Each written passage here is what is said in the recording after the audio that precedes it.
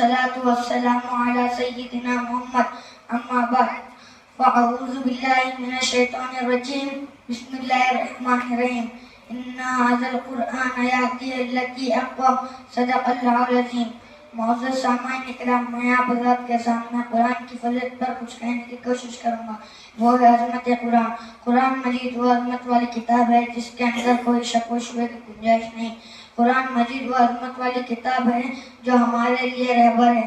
قرآن مجید جس ذات کی طرف سے اترا وہ ذات بھی ایسی ذات ہے اس کے علاوہ کوئی عبادت کے لائق نہیں.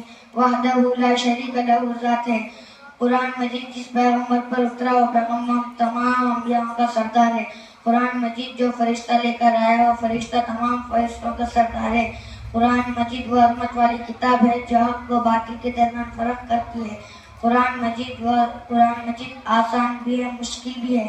آسان تو اتنا ہے کہ کسی بھی 8 سال کے بچے کے سینے میں اتر جاتا ہے، محفوظ رہتا ہے.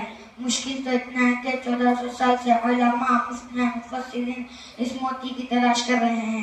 پھر کیوں نہ کہوں یا الہی تو ہمیں حامل قرآن کر دے، یا الہی تو ہمیں حامل قرآن کر دے، پھر نئے سرے سے مسلمان کو مسلمان کر دے. آمین و آمین.